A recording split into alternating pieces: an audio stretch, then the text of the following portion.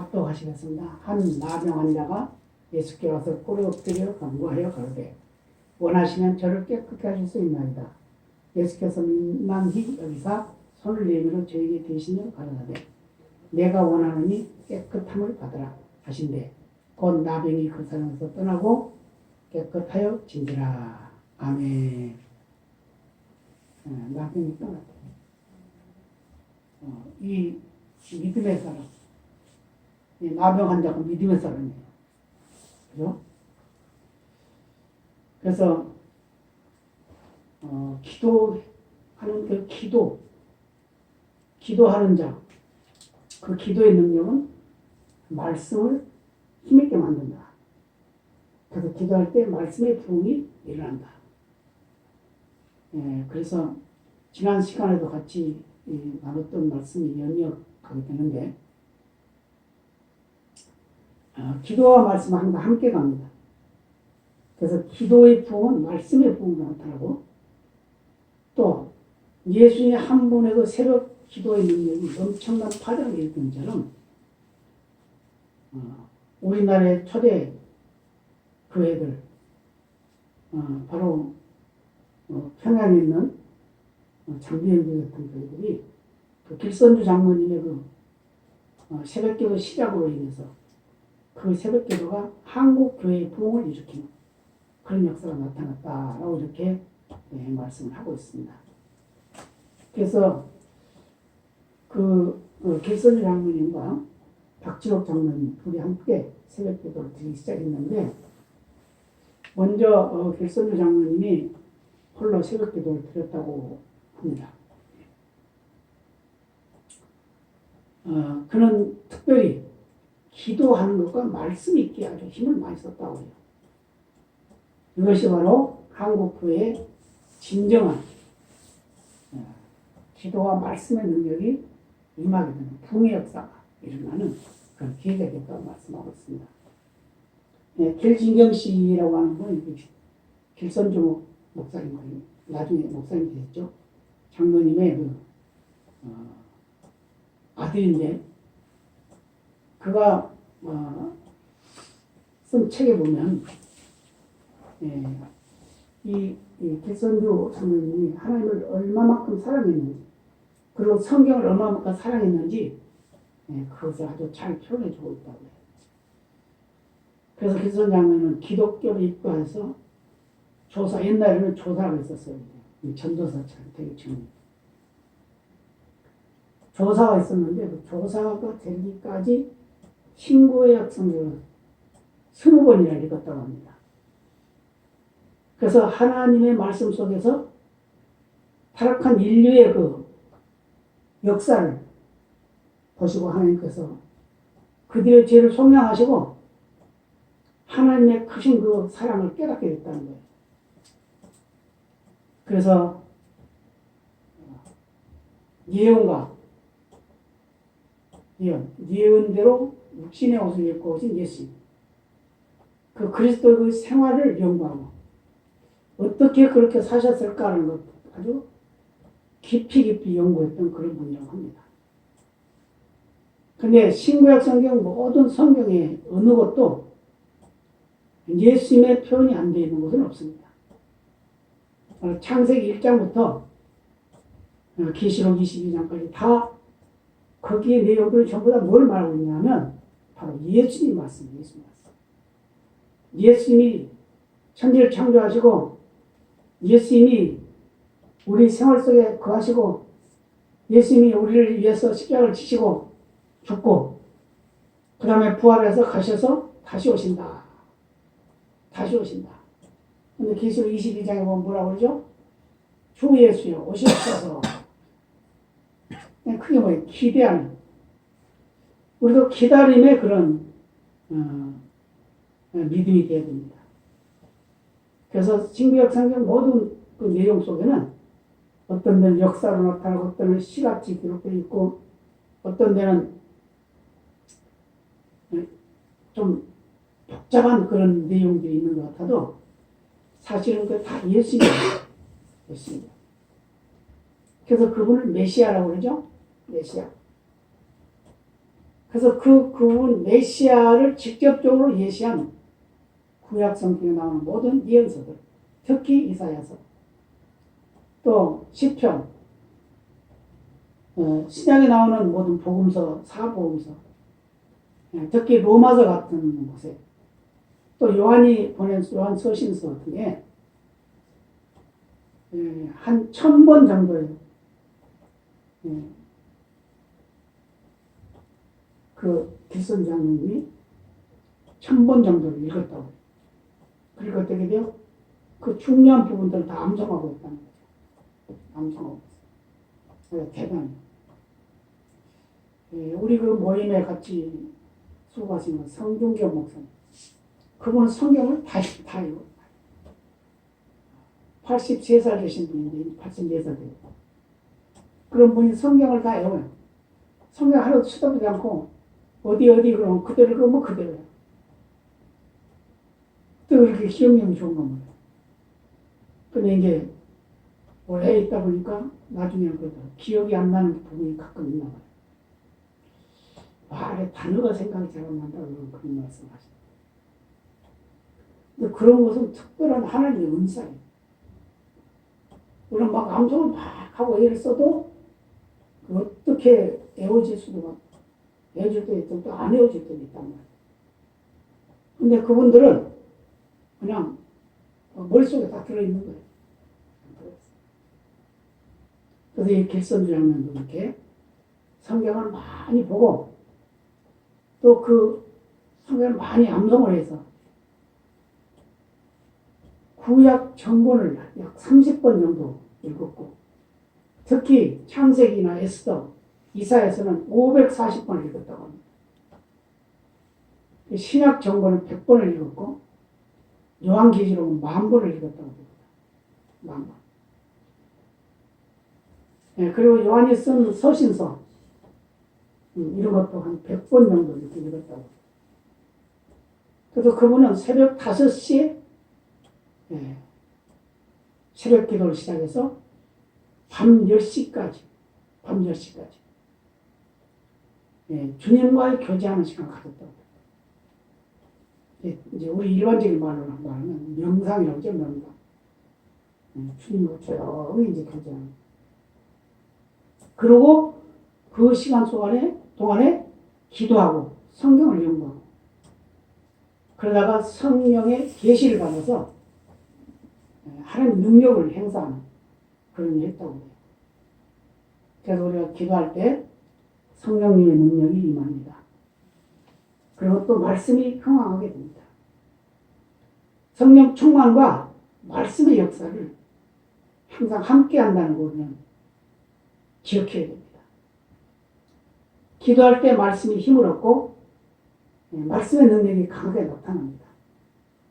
그래서 기도를 많이 하신 목사님들 보면 그 말씀의 능력이 아주 강하게 나타나죠. 그래서 기도하면 능력을 받습니다. 기도하면 기름 부음의 역사가 임합니다. 기도하면 능력을 받아서 사람이 착한 사람이 된다고. 그러면 복음을 전하고 귀신에게 눌린 자들을 자유케 하고 사도시대의 사도들이 그랬죠. 그래서 기도와 말씀은 두 기도이잖아. 그래서 기도만 한다 해서 능력이 나타나는 것도 있지만 기도만 해서 또 안 된다. 또 말씀이 중요하다 하는 말씀. 옛날에는 그거에 아주 많이 싸웠어요. 기도하는 사람들 기도해야 된다. 말씀을 연구하는 사람은 말씀이 중요하지. 이렇게 하는 거예요. 그래서 이제 뭐 보수판이 꼴통 보수니 이런 말 했었고 그랬어요. 그런데 기도와 말씀이 항상 병행을 이루어요. 기도는 많이 하는데 말씀을 전혀 보지도 않아요. 옛날에 기도원에서 어떤 신학생, 전도사를 만났는데 신학교 4학년이 다니도록 성경을 한 번도 안 읽었다. 그래서 성경이 어디가 뭐가 어디 있는지도 몰라요. 신학교 4년 공부를 하면서 성경을 한 번도 안 읽었으니 어디가 그 성경이 창세기가 어디 있는지 계시록이 어디 있는지 그걸 잘 모른다는 거예요. 근데 그러면서 어떻게 그걸 목표를 하려고 그러는 거예요. 그래서 신학교 공부할 때 제일 책도 많이 읽고 성경도 많이 보게 되는데 그 신학교 공부하면서 그렇게 했다고 그러면은 그 뻔한 일이죠. 공부한 게 아니고 놀러 다녔겠죠. 근데 기도는 또 엄청나게 잘. 그렇게 되면 어떻게 한쪽으로 치우친다. 그래서 기도하면 능력을 받고 기도하면 기름 부음을 받고 기도하면 착한 일을 하게 되고 기도하면 복음을 전하게 되고 귀신에 눌린 자를 자유케 하고 그래서 사도들 같이 기도와 말씀의 두 기둥을 교회를 이끌어가는 그런 역할을 할 수 있는 그런 힘을 얻었다는 겁니다. 그래서 사도행전 6장 4절에 이렇게 말씀합니다. 우리는 기도하는 것과 말씀 전하는 것을 전무하리라. 왜 이런 말씀을 했냐면 초대교회가 왕성해지고 심히 부흥이 되니까 어떤 일을 구제하는 일을 했어요. 이 사도들이 12사도죠. 사도들이 구제하는 일에 전념을 했어요. 그러다 보니까 문제가 발생했습니다. 히브리파 과부들과 헬라파 과부들이 문제가 생겼어요. 히브리파 과부들은 구제를 많이 해주는데 헬라파 과부들은 많이 안 해주는 거예요. 그러니까 헬라파의 그 성도들이 불평불만하는 겁니다. 왜 우리 헬라파 과부들은 구제를 많이 안 해주냐? 이렇게 나온 거죠. 그래서 싸움이 시작됐어요. 분란이 일어났어요. 그래서 이 사도들이 가만히 생각해 보니까 우리가 해야 할 일을 안 하고 엉뚱한 짓을 했구나 이런 생각을 하게 됩니다. 그래가지고 어떻게 됐어요? 바로 7 집사를 세우게 되죠. 그 7 집사를 세워가지고 그 7 집사를 통해서 구제와 전도하는 것을 힘쓰겠어요. 그리고 사도들은 기도하고 말씀 연구하는 것을 전도했다.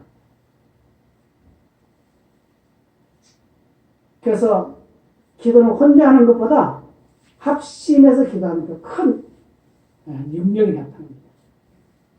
그래서 초대교회가 형성되기 전에 120명의 그 성도들이라고 하는 문도라고 이제 그렇게 부르죠. 마가의 다락방에서 모여서 기도했습니다. 얼마 동안 했죠? 열흘 동안 했죠?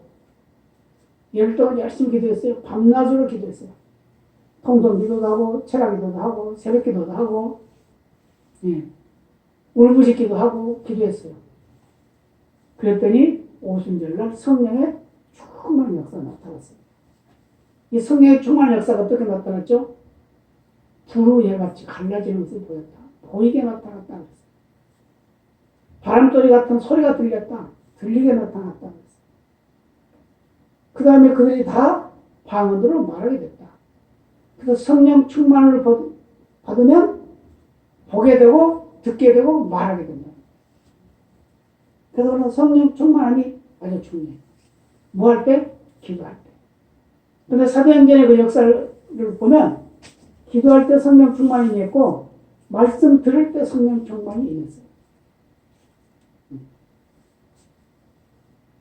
이런 것들은 바로 기도가 얼마나 중요한지 말씀이 얼마나 중요한지 우리에게 보여주고 있다.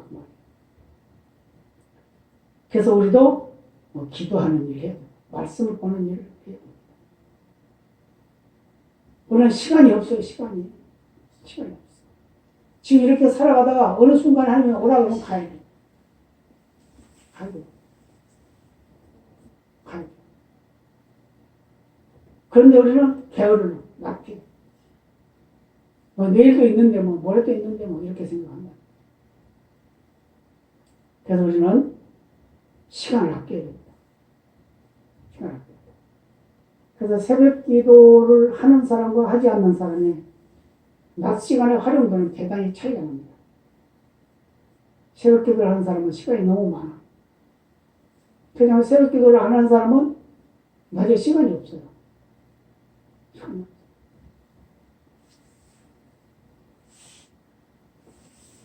이 기도의 시작은 바로 새벽 기도. 새벽을 깨우는 것은 꼭 해야 되는 거예요. 꼭 해. 그래야 사고하는 사람도 능력을 얻고, 공부하는 사람도 지혜를 얻고, 뭘 하든지 간에 기도를 통해서 하나님 능력을 덧내는다 그 말이에요. 그래서 기도하면 사람이 선해져. 사무엘상 17장 41절 이하에 보면 다윗의 이야기가 또 나오죠. 제가 읽어보겠습니다. 블레셋 사람이 점점 행하여 다윗에게로 나오는데 방패든 자가 앞섰더라. 그 블레셋 사람이 둘러보다가 다윗을 보고 업신여기니 이는 그가 젊고 굵고 용부가 아름다움이라. 블레셋 사람이 다윗에게 이르되 네가 나를 개로 여기고 막대기를 가지고 내게 나왔느냐. 개로 여기고 참 이 골리앗은 자기 스스로를 개로 생각했어. 자기 스스로. 자기 입술이 고백을 했죠. 네가 나를 개로 여기고 막대기 가져왔냐?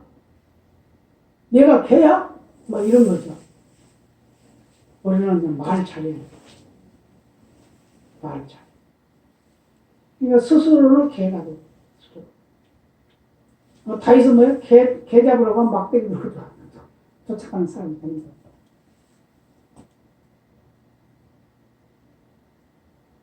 그러면서 그 신들의 이름으로 다윗을 저주했습니다. 그러면서 또 이르되 내게로 오라. 내가 네 고기를 공중의 새들과 들짐승들에게 주리라. 그러니까 다윗이 말합니다. 다윗이 블레셋 사람에게 이르되 너는 칼과 창과 단창으로 내게 오거니와 나는 만군의 여호와의 이름 곧 네가 모독하는 이스라엘 군대의 하나님의 이름으로 내게 건너라. 45절을 말씀합니다. 골리앗은 자기 신들의 이름으로 왔지만 다윗은 천지를 창조하시고 만물을 주관하시는 여호와 하나님의 이름으로 갔다. 그러니까 싸움이 다르죠. 신들 중에 하나인 골리앗의 신, 신들 중에 왕이신 유일신이신 하나님, 어느 차이? 갈멜산, 열왕기상 18장에 나오는 갈멜산 엘리야 기도의 전쟁. 거기서는 어떻겠어요? 엘리야는 여호와 하나님을 이름으로 기도했어요. 그런데 850명의 바알과 아세라 상을 섬기는 그 선지자들은 자기들의 신의 이름을 부르면서 기도했어요. 그런데 아침부터 저녁 때까지 해가 질 때까지 기도를 했는데 응답이 없어요. 그러니까 엘리야가 뭐라고 놀리죠?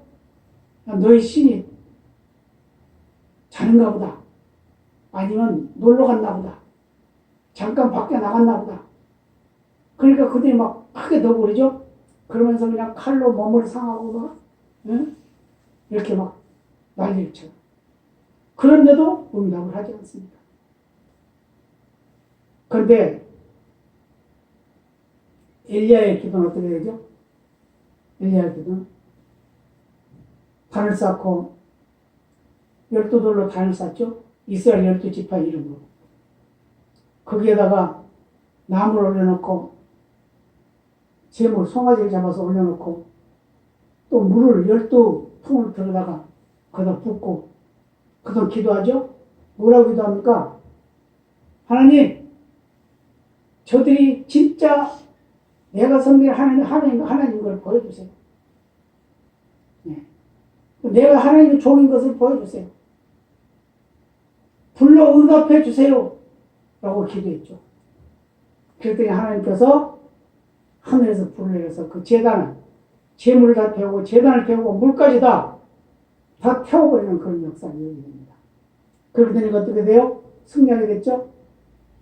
그래서 그들을, 그 반대에 있는 그 신을 섬기고 있는 그들의 이제 선지자들이라고 그러죠. 제사장들이라고 그러죠.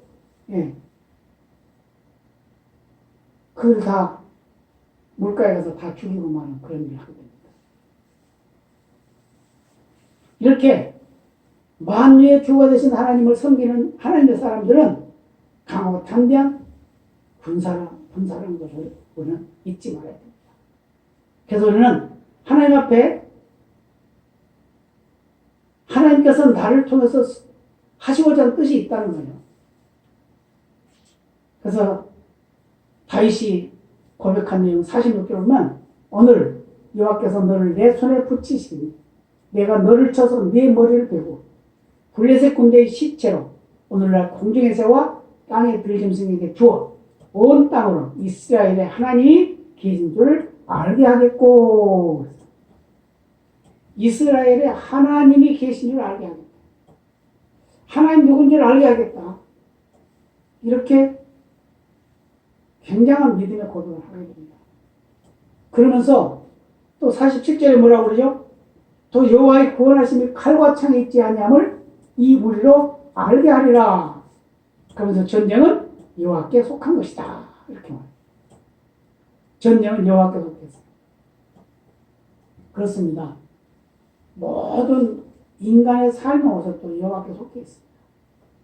우리가 약할 때 강함 주시고 부족할 때 넉넉함 주시고 미련할 때 지혜를 주시고, 네.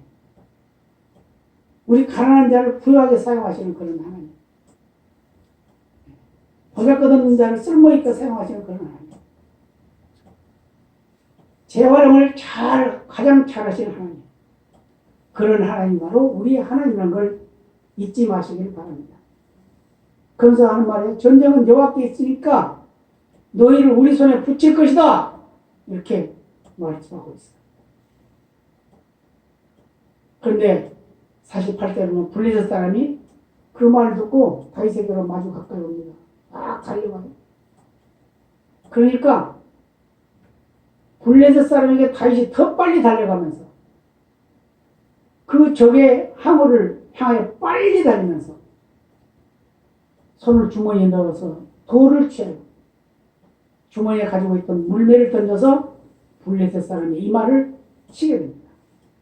그랬더니 그 돌이 그의 이마에 박히니까 그가 땅에 엎드려져 죽었다.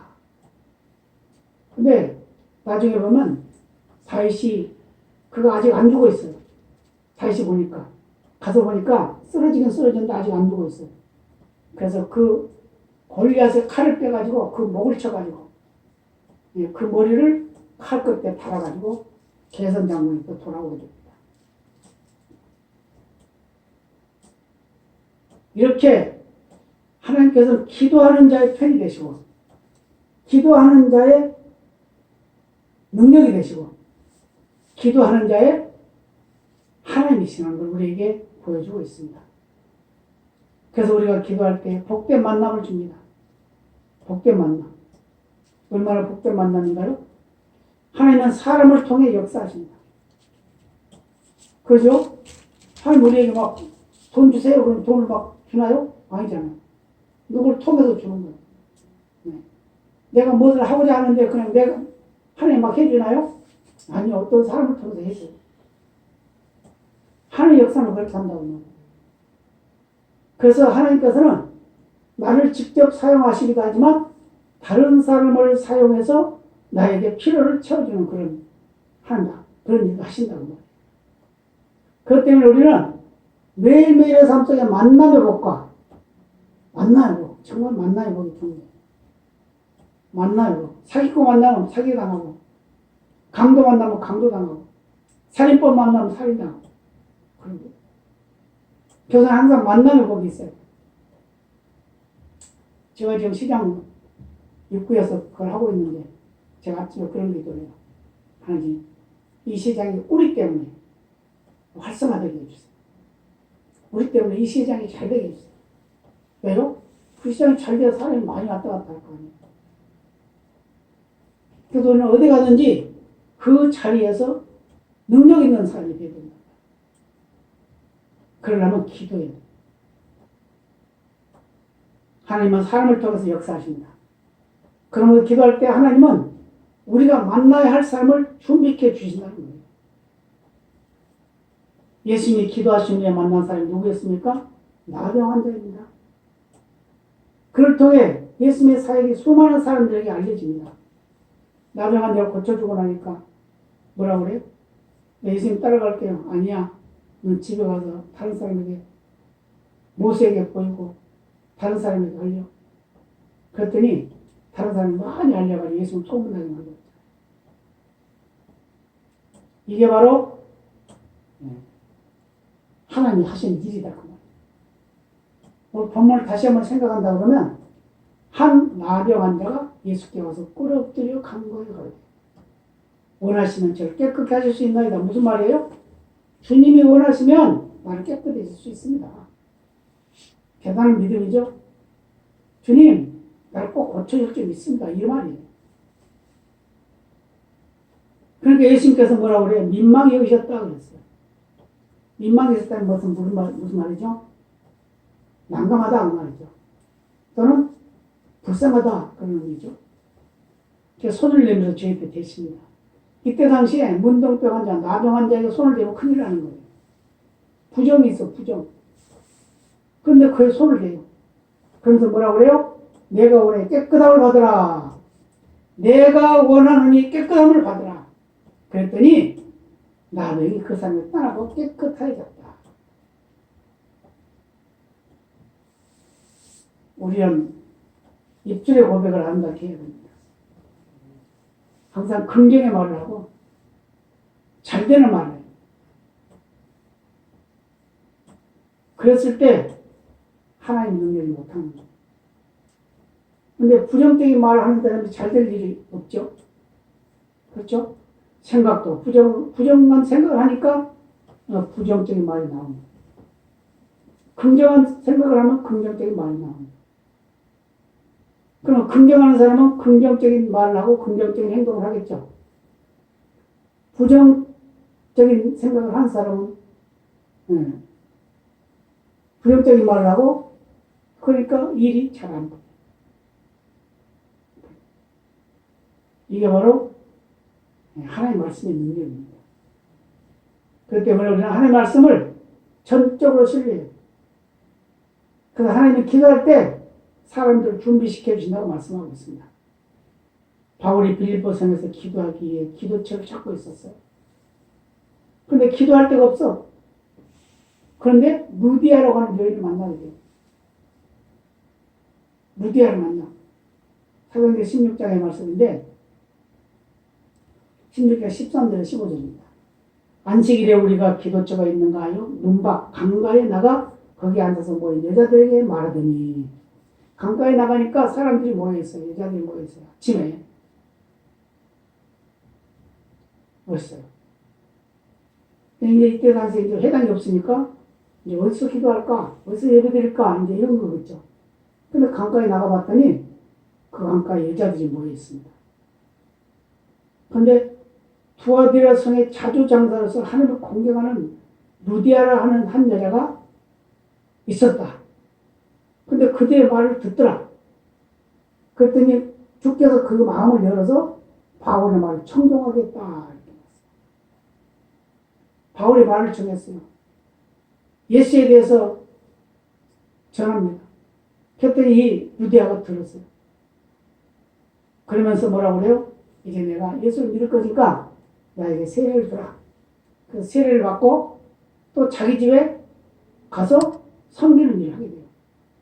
15절에 보면 저와 그 집이 다 세례를 받고 우리에게 청하여 가는데 만일 나를 주 믿는 자를 알거든 내 집에 들어와 유하라 하고 강권하여 있게 하니라.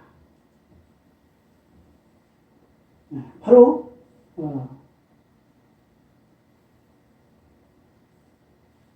기도하려고 장소를 찾아다녔더니 사람을 만나게 해가지고 그 집에 들어가서 그 교회가 이제 세워지는 거죠. 초대교회는 이런 교회였어요. 다들. 우리가 기도하면 하나님이 이 일을 시작하십니다. 천사를 동원하시고 성령님의 능력을 부어주십니다.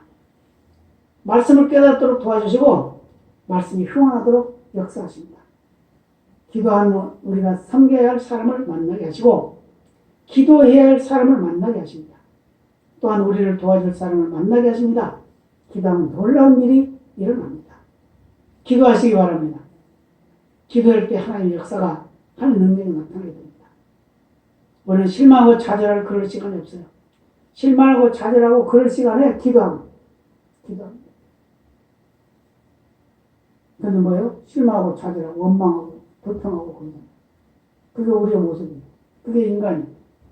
그런데 하나님은 그런 삶을 살지 아니하고 오히려 기도하고 하나님 앞에 구하면 하나님께서 길을 보여주시고 열어주시고 만나게 하시고 일을 하게 하신다 그 말이에요.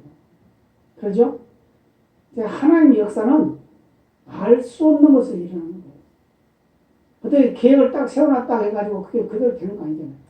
그래서 뭐라고 했어요? 계획은 누가 세워요? 내가 세우지만 그 계획을 이끌어 가시는 분은 하나님이라는 거예요. 그래서 우리는 어떻게든지 꿈을 가져야 돼요. 꿈을 갖고 그 꿈을 위해서 기도해야 돼요. 그럼 기도만 하고 가만 앉았으면 될까요? 행동해야죠.